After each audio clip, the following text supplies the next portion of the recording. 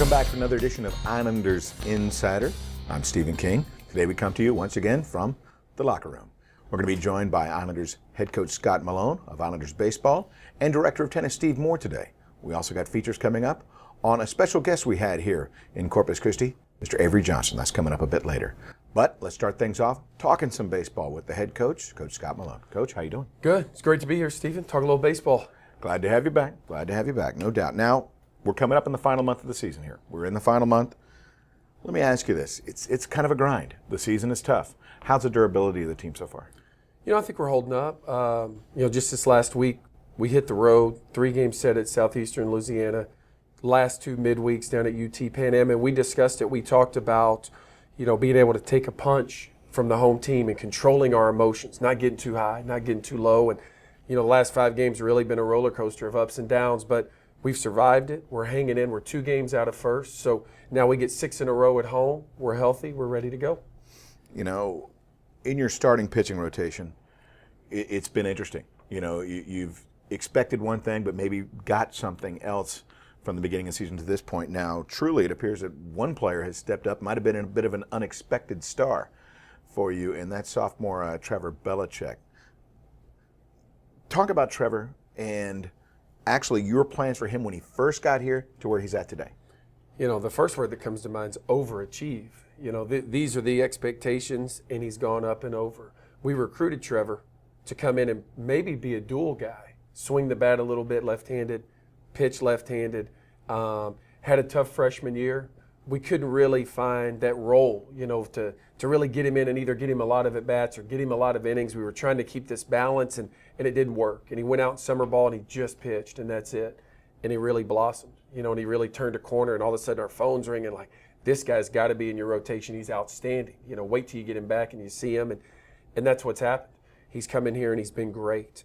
He commands the strike zone. He attacks hitters. He almost puts the pressure back on them. Hey, here it comes. Here's my best stuff. If you guys can hit me, hit me. And, he's had a great mentality because I think that's half the battle in conference play. It's not just your breaking ball, your changeup, or whatever it is. You got to have this mentality. When they get a couple of runners on, you got to step up and make a big pitch. And, boy, Trevor's really, I don't know if carried us has been the right word, but, man, he's been there every weekend. And, of course, there was a highlight in the season when he was just 3 outs away from getting his first no-hitter against Central Arkansas. We had just talked about it in our post-game speech. I was trying to, keep it fresh because we're getting into the stretch run. I was trying to keep the mentality right. And we had talked about showing up at the park and not knowing what you're going to see on any given day. And you never know when this guy's going to be a hero, this guy's going to hit a grand slam, this guy's going to do this. And just that night, I'm pacing in the dugout going, 16 years of coaching, and I'm getting ready to see a no-hitter. Is this really going to happen? And, he takes it to the 9th inning. Outstanding, start for us. And we really needed it. We were backed in a corner coming off a loss with Central Arkansas. He stepped up and, arguably by himself, went out and got us a win on a Saturday. So it was fun to watch. He's really been steady, and we need him to be good the last 3 weeks of the season. There is no doubt. Now, for a substantial stretch, you also have another sophomore, Jordan Lee. He kind of went cold. Call it a slump, if you will, if that's the case. But then against Central Arkansas in that same series, he had this single. It was kind of an ugly, high chop, little spinner. Ultimately, it was an infield single that he got. But since that moment, all of a sudden, he seems to have gotten his bat back. Now, explain this strange phenomenon of baseball, how something as ugly as a high chopping, spinning single can just turn around your season. It's kind of like we talked about with Trevor. It's with those hitters, it's mentality, it's confidence, it's, if you want to say the word, swag. That's the thing that maybe Jordan Lee hasn't had the last 3 or 4 weeks, where he walks up there and he's wondering, am I going to get a hit this time? Is it, and he's debating whether or not this is going to be his moment. Whereas last year as a freshman, he hit 333, had an unbelievable season, and I think he thought he was going to get a hit 3 out of 4 every time.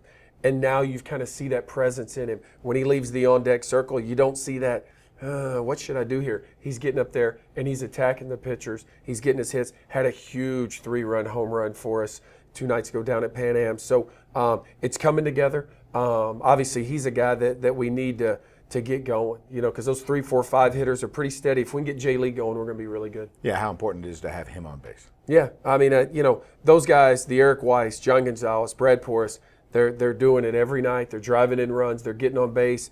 Jordan Lee gets hot. We're going to be a tough team to defend down the stretch. Talk a little bit about being at home, Chapman Field in particular. It's gone under quite the beautification process this year. The addition of the backdrop signage and the bleachers, the side fences, looks great. And of course, you've got a tremendous effort from your field crew. They've done a nice job making that place look really great. Now, does the playing surface and the surroundings ultimately have a residual effect on the way your team can perform? Oh, it does for sure. You know, I think like you touched on at the beginning, when we start a series just tomorrow with McNeese, when Terry Burrows, their coach, comes in, the first 15 minutes is going to be Chapman Field looks amazing. I can't believe all the changes. I can't believe, you know, what the school's done, what your field crew's done to turn this into a great college park. And it's like that every weekend. So you start there, then you go with our players. It's a great place to go do your work every day, to go, and it's things, whether it's taking ground balls, running down fly balls in the outfield, pitchers doing their sprint work. It's a great place to go work, you know. And then probably lastly, it's a great place for a fan to watch a game. Being able to turn on the lights now, play a Friday night game, play a Saturday game at 5 o'clock with some atmosphere and, you know, getting a nice little crowd on the berm. Everything just adds up. It's a great little college park. We love it. No doubt. And by the time this show airs, you're going to have a couple weeks remaining in the regular season. Now, how important is it for your team to be playing at its best, to be peaking as we start inching closer and closer to the Southland Conference Tournament? You know, you hit on it, Stephen, and I think the big thing going in this weekend with 9 to go, we're going to kind of define where we are, whether we're a top slot team, a middle team, or, you know, making sure we're staying out of the bottom. And we have 6 in a row at home. We're in a spot where we haven't been a lot the last couple of years, where we're kind of up high looking down on some teams. We need to go, you know, win 2 out of 3 this weekend, take care of business, stay in the hunt with Lamar and Sam, and if we get really hot, maybe finish 5-1, we may have a chance to be the top team in the league. So, you know, it's one game at a time, one inning at a time, but I'm really proud of these guys and the spot that they put us in down the stretch where there's a lot of teams below us trying to catch us. It's a new spot for us, and I feel really good about it. Coach, I appreciate it. Thanks, Stephen. Scott Malone joining us once again here on Islanders Insider. When we come back, we have a feature brought to us by Dixie Lee, telling us a bit about a special guest we had in town, head coach Avery Johnson. That's coming your way right here on Islanders Insider. What's Massage Envy Spa? For me, it's healthy, it's affordable. I mean, he always wants pain relief. Right. And I want a healthier complexion. And now we can get a customized massage or a healthy skin facial. At a really good price. At a great price. And nothing feels better than that. Customized massages and healthy skin facials, all at the perfect price. Start a healthy routine today with Massage Envy Spa. Go, you'll see.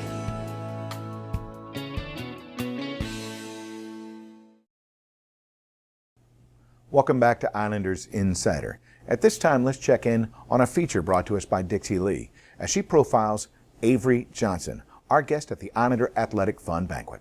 On April 11th, Islanders Athletics hosted the Islander Athletic Fund Banquet with a very special guest speaker, legendary NBA player and head coach Avery Johnson. Islanders men's basketball coach Willis Wilson had a large hand in bringing him to speak, the two being longtime close friends. Well, Avery Johnson's been a family friend for well over 20 years. He and his wife Cassandra have meant the world to me and Vicky and our family. We've spent a great deal of time together. Our values are in line, our goals in life and in basketball amazingly are in line, and he's just a tremendous person and an unbelievable resource for me as a coach and as a man. Johnson was able to get a unique perspective on Islanders athletics, seeing the program from the inside. During his speech, Johnson offered his endorsement of the program, believing that a bright future lies ahead. Well, it's important when you get somebody who's got some perspective and has done some things, and then they come in from the outside and they see what we've got going on for the first time, and they can recognize either the potential we have or the things that would already are in place that we could be using right now to be more successful. And when you're in the middle of it every day like the coaches and the players are, sometimes that stuff gets washed out and that message gets lost, and so it's important to hear that again and get refreshed with it. It has been a really not only special feeling to have significant people in the basketball community to come in to our program and into the city of Corpus Christi to examine our program, to talk and to give us feedback, but that feedback in particular is what has been so special and so rewarding. people from the outside community, once they get here, they realize immediately the upside to Islander basketball and Islander athletics. This is a situation that we have 100% support and approval from people from the outside, and to have a guy like Avery Johnson to endorse our program. A year ago it was Jeff Van Gundy, but to have people of that significance recognize the impact that we can make in this community has been huge. He spoke on the fact that he feels that men's basketball is what can carry Islanders athletics to the next level, giving a unique comparison between the program and transportation. Now here's the deal. This program is great. It's great. It all sounds good. We want to go to the big stage. You know, we were talking about auction items in the back. It needs cash. It needs cash to provide that gas and that momentum for the cruise ship, for the aircraft, which in my mind is men's basketball. It's really important. They are by far the face of our athletic department, and I feel for them because I see them going through the same things that I went through with my program a few years ago, and I see those steps being taken and the progress, and it comes in its own time. And so from the outside, people are impatient. They don't always see that progress, but from the inside, I know exactly what they're going through and how much they're putting into it and how hard they're working, and you see them getting better, and you know they're going to have their breakout year, and then everything's going to change. And when they get it going, then everybody else is going to benefit from that. And so the best thing we can all do is be as ultra supportive of them as we can and give them the things that they need to do that, while we're continuing to do our own thing with the other sports. And that's how we kind of lift each other up, and when it all breaks for us, everybody's going to benefit. Beyond the banquet, Johnson took the time to sit down and talk with the men's basketball team. He gave them a message that will create a lasting impact in the players' minds. The time that Avery was able to spend with our players was significant on a lot of levels. He's just not some guy, if you will, that comes in and talks to the average college basketball team. He's a self-made guy, really came out of nowhere. He was not a guy that was a world beater as a high school basketball player. The evolution of his college career, he really came on at the end of his college career to do some significant things. He had the same sort of career as an NBA player, and once he got into the coaching ranks, he was well established and a well-known commodity, with the exception of his coaching ability, which he proved in short order. And so when you have a guy like that comes in and talks to your basketball team, he can relate on a lot of different levels. And as you go around the room and look in the eyes of the players, you see him connecting with each individual guy on different levels and different planes. And I think that's really important. When you have people that come in, it's got to be a message that can last, something that they can reflect on, and something that we can use as a tool to continue to motivate them. For Islanders Insider, I'm Dixie Lee, and we'll be right back. Welcome back to Islanders Insider. At this time, we're going to welcome to the locker room the Director of Tennis for Texas A&M University Corpus Christi, Mr. Steve Moore. Coach? Good to see you, Steve. Good as seeing always. you. Good seeing you. Glad to have you here. Thank you. We got a lot to talk about because it's been an exceptional year for Islander tennis, there's no doubt. First off, congratulations. 4th trip in 6 years to the NCAA tournament for men's tennis. You're becoming somewhat of a grizzled old veteran here. Do you still get excited for these opportunities, or is it just kind of old hat for you these days? It's unbelievably challenging. It's gotten harder than ever. So to keep sustaining this success, we've got to work harder than ever. This league has upgraded. I always say everyone is trying harder in Division I than 5 years ago. Everyone's trying way harder than 10 years ago. And when I first got in 20 years ago, I mean, there might have been 70 teams killing it. There's 270 now. So our conference is getting tougher than ever. We were down with our backs to the wall for 2 hours against New Orleans. And that's a high-quality team. Now, you don't get to the NCAA tournament just for showing up. There's no Right. doubt. Kind of give people an idea of where it all starts, the recruiting, the training, adversity, everything that kind of comes with it along the way. The first step for us is recruiting and spending a lot of time on recruiting the right athlete. And they always say the best recruiters know who not to recruit, not just who to recruit. We really look for, of course, a level. but we're willing to give 5 to 10% on that level so we never trade out character. We really, I would even say, overemphasize the character, because in Corpus and in Texas, playing in heat, extreme wind, it takes even more character than it takes to just play on a pretty indoor court or out in sunny Southern California. You've got to really understand perseverance, resiliency. You've got to really understand how to train with an extreme work ethic, not just a work ethic, but really an extreme work ethic. You know, we talk about the team, but at the same time, there are some special people amongst those players. In particular, your number one position player for the men's team, Peter Nagy. How did he develop into the player that he is today? That young man came. I mean, when we talk about the perfect Islander and the attributes, an extreme work ethic, an incredible drive, he brought more of that than maybe anyone I've ever seen. I mean, this guy came literally with Rocky's eye of the tiger. He wants to play pro tennis. He wants to play Davis Cup for his country in Hungary. That's his goal. That would be his dream. And so he came here with the work ethic to make that happen. And he's very driven by that goal. We all want to see Peter do that. I mean, it would be a great day in my life to see Peter Nagy play the main draw at Wimbledon. Be a great day for all the Islanders, all of his teammates, to see him play Davis Cup for Hungary. And I've had college guys do that. I've had 7 other guys play Davis Cup for their country. 10 others crack the top 400 on the ATP Tour. So we can get him there. But the key is Peter's extreme work ethic. That kid works harder. I don't know if I've ever seen any athlete in any sport work as hard as him and be as driven. He eats right. He eats 7 times a day. He's always, you can't pass by those courts at the Thomas J. Henry Center without seeing him out there doing extras on his own. Yeah, either that or in the gymnasium here. He's always in the gym doing something. He's There's special. no doubt. He's special. He is special.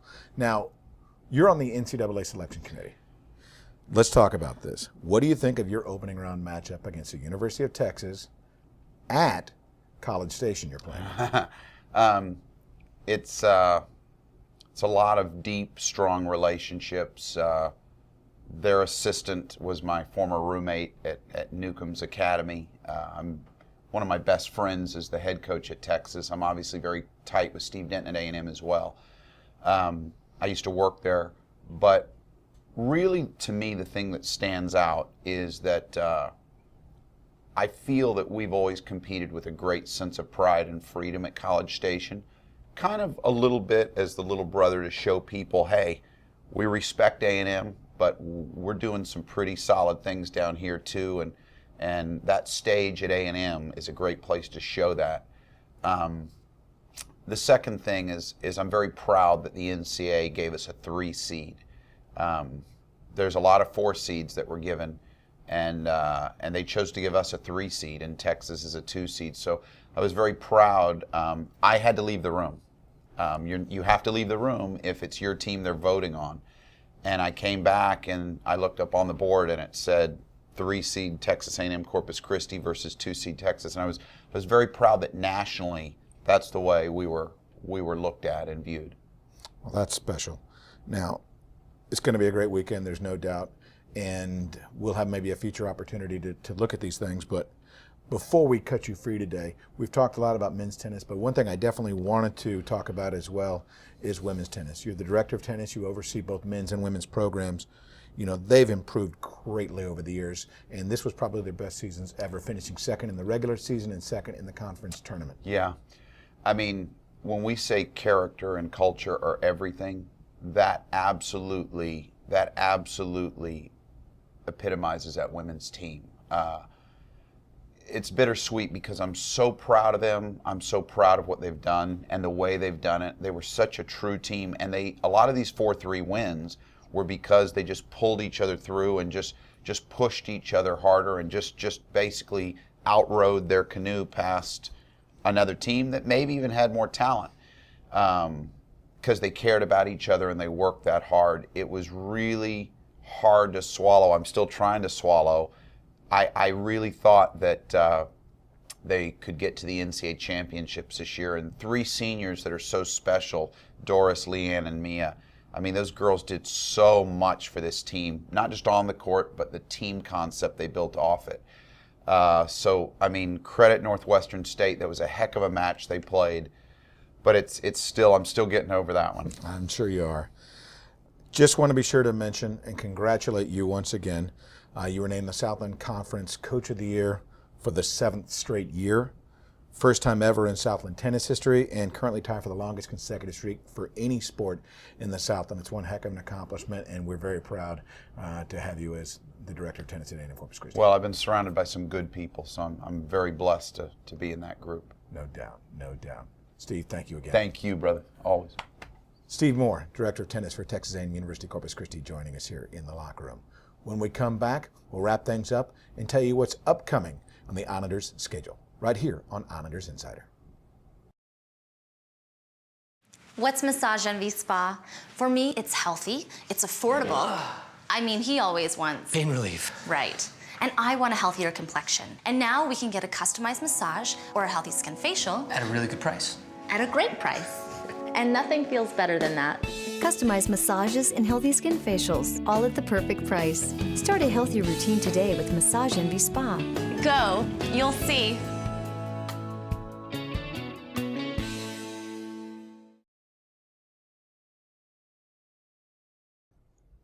Welcome back to Islanders Insider. Right now, let's check in with what else is coming up for Islanders athletics. The Islanders baseball team is coming down the stretch with just a couple weeks remaining in the season. They'll have their home finale versus Lamar, a 3-game series at Chapman Field on Friday, Saturday, and Sunday, May 10th, 11th, and 12th. The game on Friday starts at 6 p.m., Saturday at 4, and Sunday at 1 in the afternoon. The last regular season series will start at Stephen F. Austin, a 3-game series Thursday, Friday, and Saturday. That's May 16th, 17th, and 18th, with the first 2 games starting at 6:30 and the finale at 1 o'clock. Then it's the Southland Conference Tournament in Sugar Land, Texas, at Constellation Field, the home of the Sugar Land Skeeters. The tournament starts on Wednesday, May 22nd, and for all the latest information on the tournament, you can visit southland.org. Islander Track and Field will take part in the Southland Conference Championships in Lake Charles, Louisiana, Friday, Saturday, and Sunday, May 10th, 11th, and 12th.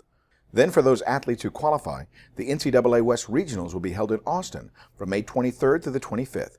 Best of luck to Coach Flanagan and his athletes. Men's tennis will take part in the NCAA tournament starting on Friday, May 10th in College Station.